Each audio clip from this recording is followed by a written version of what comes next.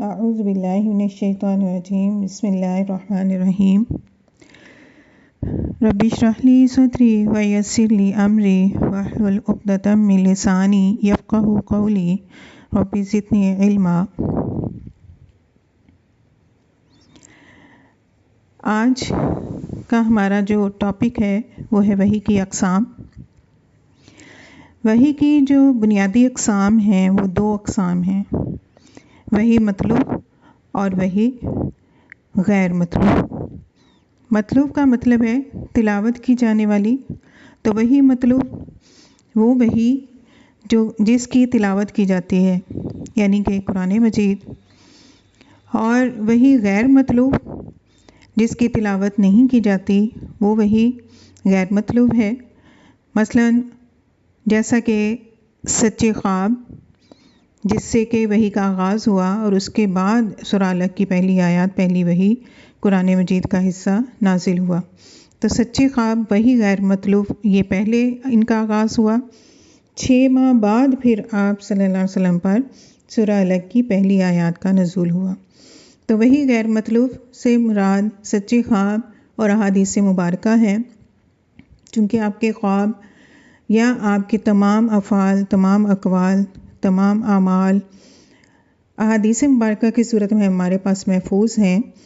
تو وہ چیزیں، وہ خواب، جو کچھ بھی آپ نے بیان فرمایا وہ احادیث مبارکہ کا حصہ ہے۔ یہاں الگ سے لکھنے کا، سچے خواب کو الگ سے لکھنے کا ایک مقصد یہ ہے تاکہ ہمیں پتہ چلے کہ جو وحی کا آغاز ہوا ہے وہ وحی کی کس قسم سے ہوا ہے۔ تو وحی کا آغاز وحی غیر مطلوب سے ہوا جو کہ سچے خوابوں کی صورت میں تھی، اور وحی مطلوب جو ہے وہ وحی غیر مطلوب کے بعد اس کا آغاز ہوا، جس کی پہلی وحی سورہ الگ کی پہلی 5 آیات ہیں۔ اس کے بعد وحی کی اقسام مولانا صفی الرحمن مبارک پوری اپنی رحیق مختوم میں ابن قیم کے حوالے سے لکھتے ہیں، تو اس کو بھی ہم اسٹڈی کریں گے ڈیٹیل میں۔ وہ جو وحی کی اقسام بیان کرتے ہیں وہ تھوڑا اس سے مختلف ہے۔ صفی الرحمن مبارک پوری لکھتے ہیں کہ اب ہم اس سلسلہ بیان سے ذرا ہٹ کر، یعنی رسالت و نبوت کی حیات مبارکہ کی تفصیلات شروع کرنے سے پہلے وحی کی اقسام ذکر کر دینا چاہتے ہیں، کیونکہ یہ رسالت کا مصدر اور دعوت کی کمک ہے۔ علامہ ابن قیم رحمۃ اللہ علیہ نے وحی کے حسب ذیل مراتب ذکر کیے ہیں، جن میں سب سے پہلے سچا خواب، کہ اس سے نبی علیہ السلام کے پاس وحی کی ابتدا ہوئی۔ دوسرے نمبر پر ہے کہ فرشتہ آپ کو دکھلائی دیے بغیر آپ کے دل میں بات ڈالتا تھا۔ مثلا نبی صلی اللہ علیہ وسلم کا ارشاد ہے کہ ان روح القدس نفث فی روعی انہ لن تموت نفس حتی تستکمل رزقها واتقوا اللہ واجملوا فی الطلب ولا یحملنکم استبداء الرزق علی ان تطلبوه بمعصیۃ اللہ فإن ما عند اللہ لا ینال الا بطاعتہ۔ روح القدس نے میرے دل میں یہ بات پھونکی کہ کوئی نفس مر نہیں سکتا یہاں تک کہ اپنا رزق پورا حاصل کر لے، بس اللہ سے ڈرو اور طلب میں اچھائی اختیار کرو، اور رزق کی تاخیر تمہیں اس بات پر آمادہ نہ کرے کہ تم اسے اللہ کی معصیت کے ذریعے تلاش کرو، کیونکہ اللہ کے پاس جو کچھ ہے وہ اس کی اطاعت کے بغیر حاصل نہیں کیا جا سکتا۔ تیسرا مرتبہ وحی کا، جسے مولانا صفی الرحمن تیسری قسم کہتے ہیں، فرشتہ نبی صلی اللہ علیہ وسلم کے لیے آدمی کی شکل اختیار کر کے آپ صلی اللہ علیہ وسلم کو مخاطب کرتا، پھر جو کچھ وہ کہتا اسے آپ صلی اللہ علیہ وسلم یاد کر لیتے۔ اس صورت میں کبھی کبھی صحابہ کرام رضی اللہ عنہم بھی فرشتے کو دیکھتے تھے،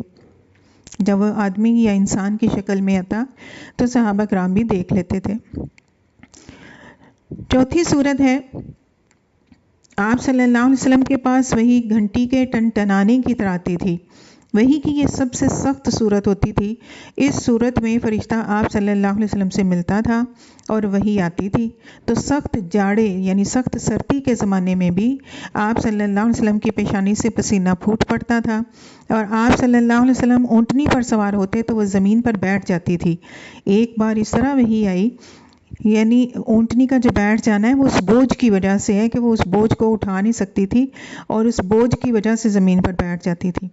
اسی طرح ایک بار اس طرح وحی آئی کہ آپ صلی اللہ علیہ وسلم کی ران حضرت زید بن ثابت رضی اللہ عنہ کی ران پر تھی، تو ان پر اس قدر گراں بار ہوئی، اتنا اس کا بوجھ محسوس ہوا کہ معلوم ہوتا تھا کہ ران کچل جائے گی۔ 5واں مرتبہ صورت وحی کے مراتب میں سے آپ صلی اللہ علیہ وسلم فرشتے کو اس کی اصلی اور پیدائشی شکل میں دیکھتے تھے، اور اسی حالت میں وہ اللہ تعالیٰ کے حسب مشیت آپ صلی اللہ علیہ وسلم کی طرف وحی کرتا تھا۔ حسب مشیت یعنی اللہ تعالیٰ کی رضا کے مطابق، اللہ کی رضامندی سے آپ کی طرف وحی کرتا تھا۔ یہ صورت آپ صلی اللہ علیہ وسلم کے ساتھ 2 مرتبہ پیش آئی، جس کا ذکر اللہ تعالیٰ نے سورہ نجم میں فرمایا ہے۔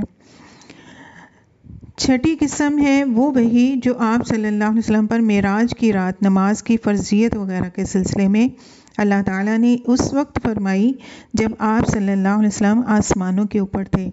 یعنی یہ وحی کی کیفیت دوسری وحی کی کیفیات سے مختلف تھی۔ 7واں اور آخری مرتبہ جو کہ ابن قیم رحمۃ اللہ علیہ کے نزدیک وحی کے مراتب میں سے آخری ہے، اور صفی الرحمن مبارک پوری کے مطابق یہ وحی کی اقسام میں سے آخری قسم ہے کہ فرشتے کے واسطے کے بغیر، فرشتے کے ذریعے کے بغیر اللہ تعالیٰ کی آپ صلی اللہ علیہ وسلم سے حجاب میں رہ کر براہ راست گفتگو کے درمیان میں فرشتہ نہیں ہے، بلکہ ڈائریکٹ اللہ تعالیٰ کے ساتھ وہ بھی حجاب میں رہ کر براہ راست گفتگو، جیسے اللہ تعالیٰ نے موسیٰ علیہ السلام سے گفتگو فرمائی تھی۔ وحی کی یہ صورت موسیٰ علیہ السلام کے لیے نص قرآنی سے قطعی طور پر ثابت ہے، یعنی یہ قرآن پاک میں اللہ تعالیٰ نے اس کے بارے میں بیان فرمایا ہے، لیکن نبی صلی اللہ علیہ وسلم کے لیے اس کا ثبوت قرآن کی بجائے معراج کی حدیث میں ہے۔ بعض لوگوں نے ایک 8ویں شکل کا بھی اضافہ کیا ہے، یعنی اللہ تعالیٰ رو برو بغیر حجاب کے گفتگو کریں، لیکن یہ ایسی صورت ہے جس کے بارے میں سلف سے لے کر خلف تک اختلاف چلایا ہے، یعنی اس کے بارے میں کوئی ٹھوس ثبوت نہ تو قرآن پاک میں موجود ہے نہ احادیث میں۔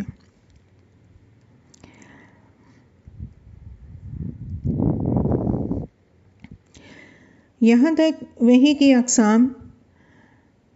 جو کہ ضروری تھا ان کے بارے میں جاننا کہ نبی کریم صلی اللہ علیہ وسلم کے پاس وحی کس کس طریقے سے، کس کس واسطے سے آپ صلی اللہ علیہ وسلم تک پہنچتی رہی۔ تو انشاءاللہ العزیز اگلا جو ہمارا لیکچر ہوگا وہ وحی دوسری وحی یعنی سورہ مدثر کی آیات اور ان آپ صلی اللہ علیہ وسلم کا اس کے بعد جو تبلیغ کا طریقہ کار تھا وہ پڑھیں گے۔ پھر اس وحی کے بعد، ان آیات کے بعد کون کون سے صحابہ کرام اسلام میں داخل ہوئے، اللہ کے نبی کے ساتھی بنے، ان کے قبول اسلام کے بارے میں ہم پڑھیں گے۔ جو شروع میں بالکل شروع میں جنہوں نے اسلام قبول کیا ان کے بارے میں، اور ساتھ ساتھ پھر ہم آپ صلی اللہ علیہ وسلم کے ایام، آپ کے ایام اللیل کس طرح سے گزرے، آپ صلی اللہ علیہ وسلم نے اس سلسلے کو جاری رکھا خفیہ طور پہ، پھر اس کے بعد رکھا جب یہ تبلیغ، جب یہ قرآن مشرکین نے سنا ان کا رد عمل کیا تھا، جس کی وجہ سے پھر آپ صلی اللہ علیہ وسلم کو دار ارقم میں تبلیغ جاری رکھنا پڑی، اور یہ دار ارقم جو کہ اسلام کا پہلا مدرسہ، اسلام کی پہلی یونیورسٹی ہے، وہاں تک پہنچے۔ انشاءاللہ العزیز اگلے لیکچر جو ہے ہمارے اس کو کنٹینیو